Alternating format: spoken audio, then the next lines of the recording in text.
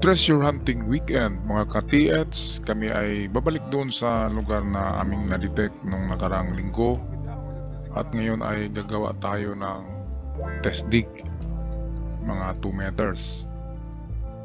At kapag meron tayong makitang maganda ay magpatuloy tayo. Shoutout nga pala sa lahat ng ating mga ka-TH na nagsubaybay ngayon sa ating video at sa mga bago pa lamang sa channel.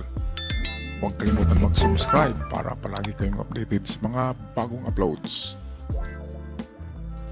Okay, so eto, umpisa ka agad natin ng Japwand.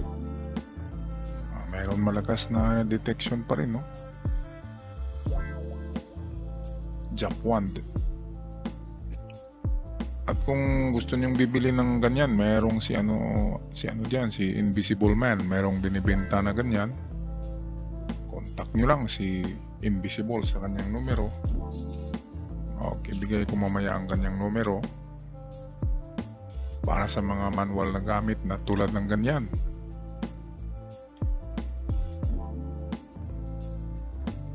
Nakakatulong din naman ang mga manual na gamit sa pag-determine kung gaano kalakas ang detection ng lugar. Okay, so ito, nagkape muna ang ating mga kasama at ako na rin. Sarap magkape kapag ganitong mga lugar, no? Maya dit bababa ako diyan sa hukay.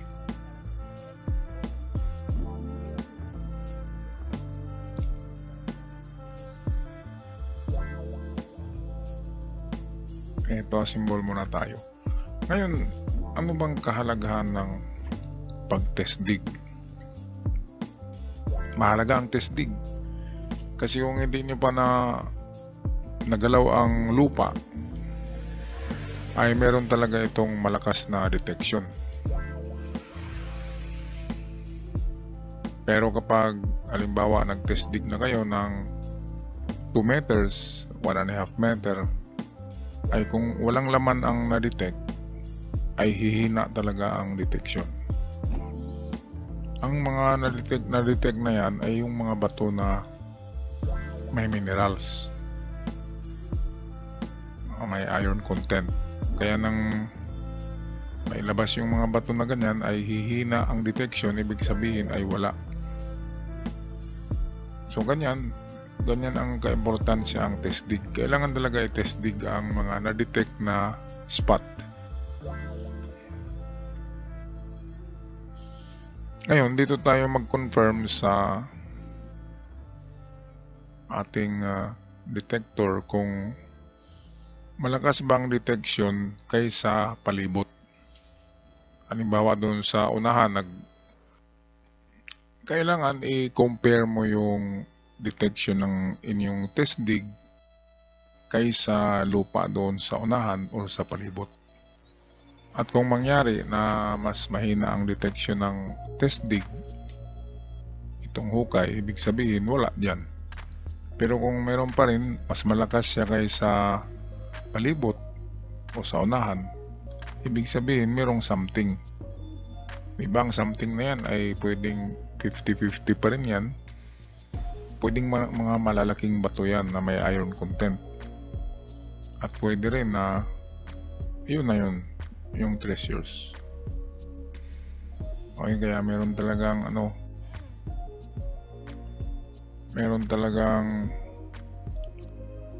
tinatawag na decoy.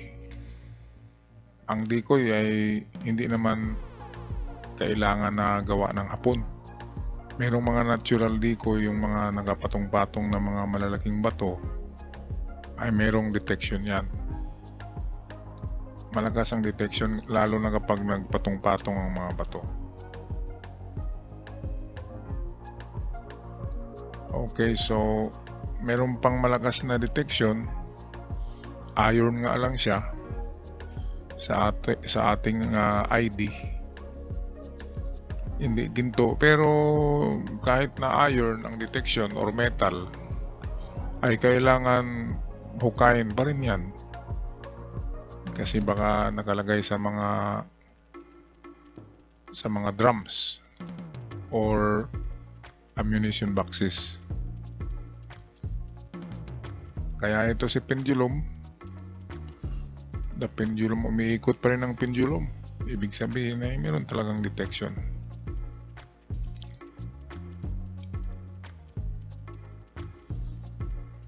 So ang gawin namin dito, padagdagan namin to ng another 1 meter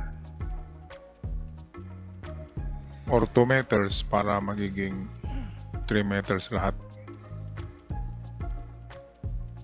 At i-detect muli kapag humina, ibig sabihin ay mga mineralized rock. Yung mga naiaho na mga bato, ayun yung may mga minerals or iron content. Kaya malakas ang detection. Sa ating mga lupain sa Pilipinas, in every 50 square meter, ayan, in every 50 square meter ay meron talagang detection yan. 100 square meter na area, meron talagang mga bato sa ilalim ng lupa na malakas ang detection niya. Kaya nagde-detect. Ngayon, kung detect kayo ng inyong mga gamit, locator ng locator, ay meron talagang malocate. Ang problema niyan, pag hukay na ay karamihan bato talaga. Ganyan talaga yan. Ang mga scanners nagpupula yan. Pero ang scanners ay nadidecoy din. Hinuhukay kasi pula, yun pala, bato pa rin. So ganun din sa mga detectors, malakas din mag-detect ang bato. So mapagkamalan talaga ang mga bato na treasures.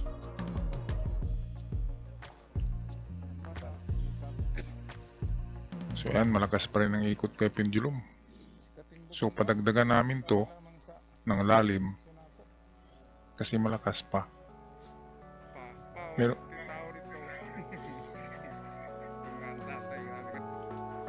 okay, pangalawang araw natin ngayon. Atin bisitahin ang medyo malalim na test dig. At ito yung final na ano natin na pag-detect sa ating hukay. At kapag medyo mahina or metal pa rin ang detection or iron, ay hindi na natin ipagpatuloy.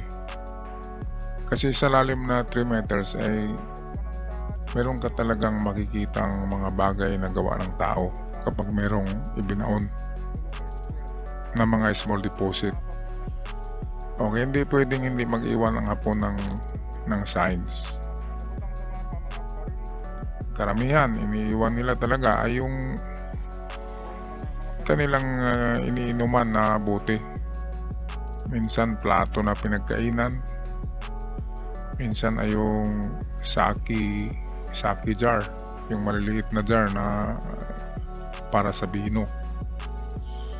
At ang iba niyan, kapag medyo malaki-laki na item ay nag-iwan sila ng kanilang bayoneta or dagger. So ito, baba na tayo. Ano na to 2 meters mahigit. Kasi nandun na ako sa ayan, nasa malalim na ako. Ang height ko ay almost 1.80 meters. So munti na lang, magiging 2 meters ang height ko. Kaya kung meron ay talagang lalakas yan. At merong makikitang man-made na mga bagay, yung nabanggit ko kanina. Kaya kung walang makita sa 3 meters at nag-detect pa rin sa inyong detector at scanners, so para sa akin ay wag na ipagpatuloy kasi nag-test dig na nga tayo So 3 meters lang tayo sa test dig. Pero kapag may nahukay kayo ng mga bato na may legit marker, halimbawa arrow, mga guhit na man-made at iba pang signs, yan na yung time na magpatuloy din. Okay, pero yung kapag mga bato ang minarkahan ng hapon, in every 2 meters yan. Every 2 meters, ay meron silang nilalagay ng mga bato na may marka. Ngayon, kung ganyan ang matagpuan nyo na in every 2 meters ay mayroong bato na may marka, yan ay big deposit. Kasi sa small deposit, hindi sila nagmamarka ng mga bato sa ilalim ng lupa. Yung iniiwan nila ay yung basag lang na plato, buti. Yan lang. Pero kapag may lalim, layer by layer kasi yan. Kapag malalim, kapag big deposit, ay may mga marka ang bato. Okay, so ito. Minamabuti ko pag magtaka kayo bakit hindi ko halos kinilos ang detector. Yan kasi ay non-motion detector yan. Yung makikita natin na ginagamit ng mga Amerikano, yung mabilis ang kanilang wasiwas, yun yung tinatawag na motion detectors. Pang nuggets yun, pang nuggets yung winawasiwas mo. Pang nuggets siya. Ito naman ay pang herds sa medyo malalaki. Pang treasure hunting talaga to na ito na kategory na detectors. Itong mga non-motion. Tinututok. Kung saan nakatutok yan, yun ang detection niya. Yun ang i-detect niya. Okay, malapit na ang Pasko. May mga bonus tayo. Kaya kapag may pera, bili kayo ng kagamitan. Saan pa nga ba? Kundi sa Bourbon Electronica. Ating suki yan. Attested na yan. Matagal na yan nagbenta ng mga ganyan. At okay naman. Itong gamit ko 5 years na yan pero okay pa rin. So magandang produkto doon. Tawag lang kayo kay Romiel 0975-6675-030 para sa katanungan. At huwag mahiya. Sabihin niyo ako ang nag-recommend para ma-estima kayo ng gusto.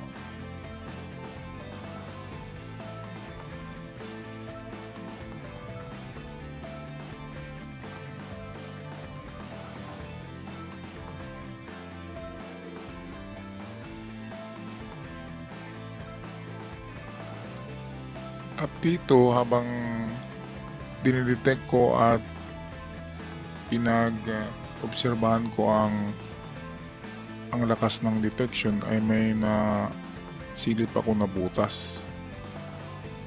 Diyan sa harapan ko mayroong butas.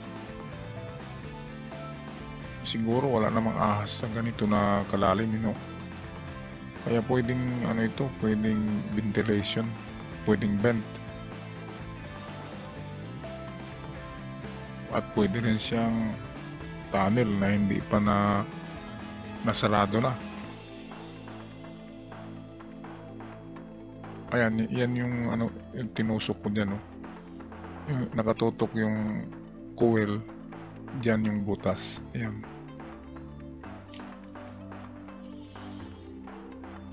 So pwedeng nasara na na entrance ang ganyan. At ang gawin dyan ay hukayin yan. Lakihan ang hukay dyan na banda para malaman kung yan ba ay daanan ng tunnel or entrance.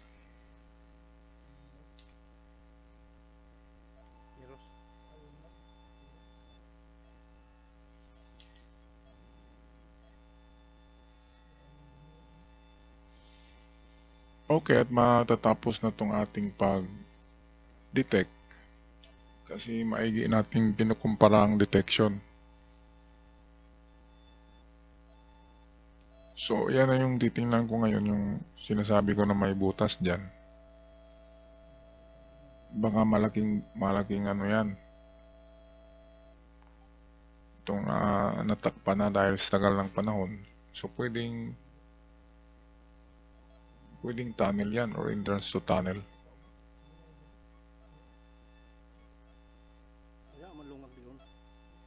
Diyan kasi yung malakas na detection, yan, yung sinipa ko yun, yung may butas dyan.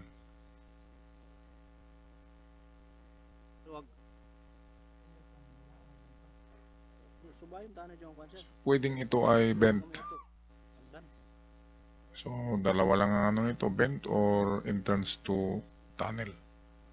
Or pangatlo ay baka ano lang, yung gawa ng mga underground creatures, di ba? Baka daga, baka gumawa ang daga ng ganyan, kalalim.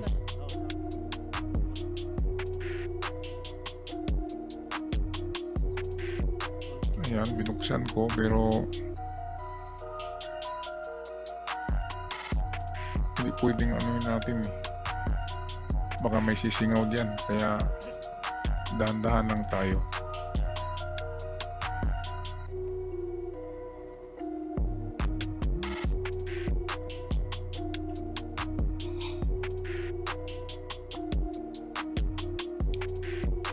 So, gamitan natin ng flashlight kung talagang malalim siya. Papunta siya ng ano eh, ng direksyon ng butas, papunta ng norte. Kaya yan ang aming tingnan doon sa itaas. At i-detect din doon, baka nandun nga. Baka ito event lang. Kaya dito tayo nakapag-detect ng malakas na detection. Pwedeng dito sumingaw yung aura.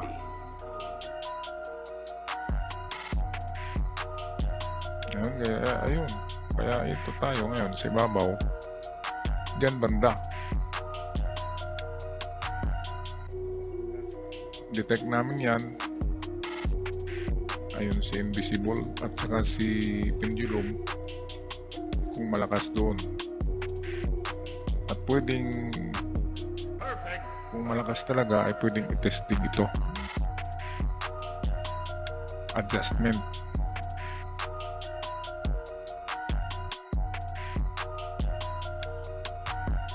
Okay, so meron siyang detection.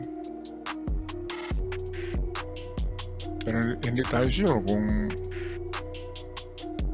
ginto, basta malakas ang detection, hukayin talaga yan kapag malakas ang detection. Wala nang ibang gagawin. Ayan, malakas. So pwedeng singaw lang yung na-detect namin sa ating test dig hole. Pwedeng singaw lang kasi mayroong butas. At pwedeng dito yung item talaga. Okay, so ito'y babalikan na naman para sa pag-test dig next week. At hanggang dito na lamang kami mga ka-TX. Kami ay magpapaalam na. Maraming salamat sa pagsubaybay. Ingat kayong lahat. At sana isurtin kayo sa pag-treasure hunt.